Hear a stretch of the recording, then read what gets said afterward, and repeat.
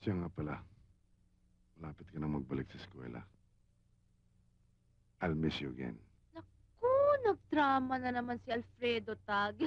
Alam mo, kung ang lahat ng ama sa mundo ay katulad ni Tito Alfredo, wala na ang anak na malulungkot. Pero you know, Dad, ang totoo nga niyan mas mamimiss kita.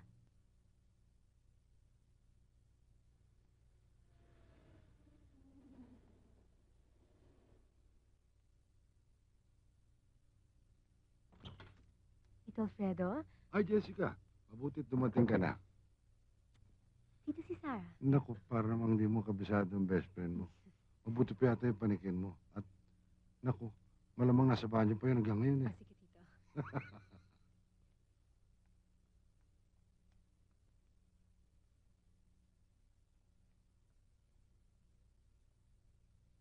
Sarah, hindi ka pa ready? Jessie! Thank heavens you're back! O, Paano bang sapatos ang bagay dito sa damit kong to? Itong beige na to, itong white na to? Palagay ko ito mas bagay dyan. Come on, Sarah, bilisan mo na. Alam mo bang kanina pa naghihintay ang Tito Alfredo sa baba? Alam mo, bilib na ako sa patience ng daddy mo. He's a virtual saint for putting up with you, Sarah. Kaya alika na, bilisan mo, bumaba na tayo. Alika na. Oh, your bag. My bag. Alika na. Let's go.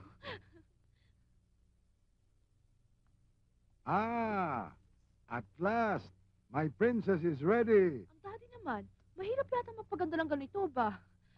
And besides, pagbalik namin sa boarding school, syempre, matatagalan ulit bago tayo magkasama-sama tulad ngayon, di ba? Siya nga pala, malapit ka na magbalik sa eskwela. I'll miss you again.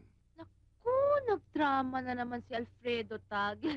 Alam mo, kung ang lahat ng ama sa mundo ay katulad ni Tito Alfredo, wala na ang anak na malulungkot. Pero you know, Dad, ang totoo nga niyan mas mamimiss kita. Alam ko, ganyan-ganyan din ang mami mo na siya'y nabubuhay. Malambing na malambing.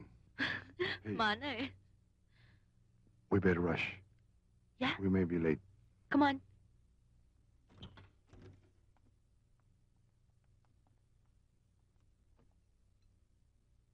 Pare, beer? Sige, isa, pampagana. Sayang 2 beer na, oh. Isa lang, Chayong. Igawa mo na lang ng juice ng senyorito Rafi mo. Beer is too heavy for a meal like this, son.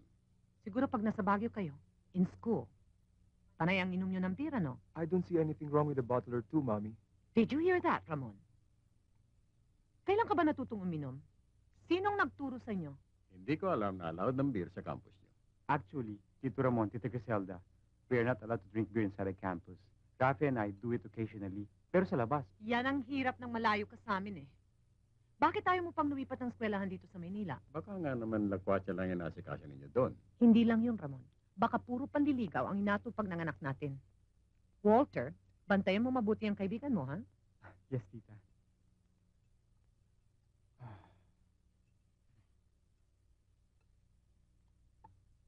Thank you.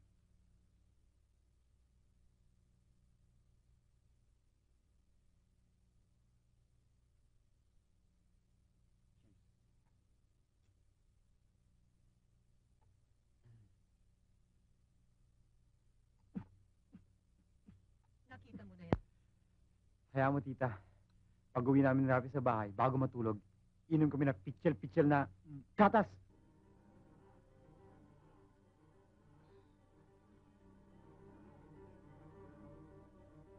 Pang-apat na yata yan, pare. Tama na. Baka ako pa maputokan Tito Ramon at Tita Griselda niyan, eh. Kinakalaban mo yata ako ngayon, pare, ah. Did Mommy and Daddy hire you to spy on me from now on, ha? Hindi naman. Concern lang ako sa'yo. Ayaw mo nun? Over-concern ang sabihin mo. Anything that is done in exaggeration is suffocating.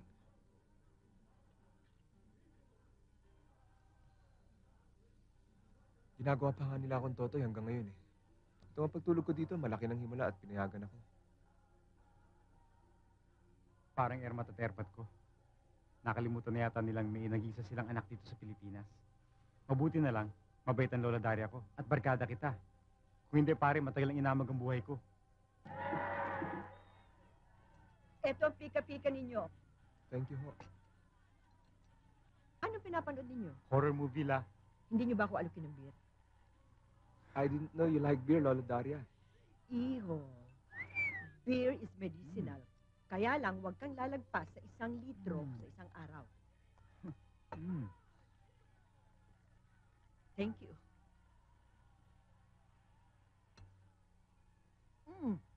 Siya nga pala. Nag-overseas ang mami at daddy mo. Nasa Chicago raw sila sa Tito Freddy mo. Sabi ng daddy mo, pudpud na raw mga sapatos niya saka sa sightseeing. At pati ang pitaka niya, pudpud na rin saka sa shopping ng mami mo. Talaga raw hindi mapigil. Siguradong excess baggage na naman yung pag-uwi. May iniwan ba namang message sa akin ng mami at daddy la? Meron. Kinakamusta kanila?